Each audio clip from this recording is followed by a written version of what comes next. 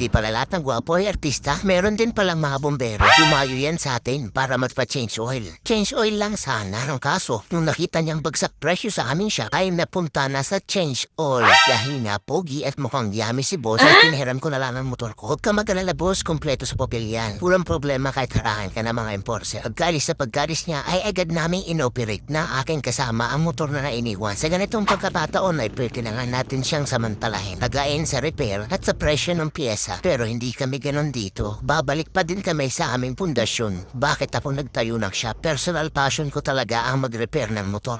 Ang saya-saya ko pag may tropa ako na masaya dahil lang napagana mo lang maayos yung ilaw niya na matagal niya ng problema. Yun lang kasimple ang kasayahan namin ang makitang smooth na ulit ang takbo ng mga motor nyo. Kita niyo naman kung paano hinimas-himas ng kasama ko yung motor ni boss. May kasamang pagmamahal at malasakit. Hindi kong sinasabi sa kanila na huwag silang mananagda ng presyo. Palitan lang yung mga piyesang kailangang palitan. Hindi ko naman minamadaling kumita. Ang gusto ko lang ay bigyan ng patas na raban lahat ng mga pupunta sa akin shop. At yan na nga, tapos na ikabit ang bagong gulong. Bago na ang sapatos ng alaga ni Bossing. B-style yan, isang brand na maaasahan pagdating sa tibay at performance sa kalsada. Subukan na yan kasi yan din ang personal na gamit. Siyempre, hindi magagasgas ang max ng motor mo, boss, dahil meron tayong malupit na tire changer dito. Pwede din kayong bumili yan sa akin. Direct tayo sa factory kumukuha kaya mas mura. Sa may mga shop yan, tara. Ano? Ang tagal na palang tinitaste ng wet po ni Bossing, yung sirang upuan. Kaya pala kanina may balot ng plastic. Tingnan niyo naman ang angas ng kinalabasan. Oh, wow! Sa ilang sandali ay natapos din lahat ng paparapyan ni Boss.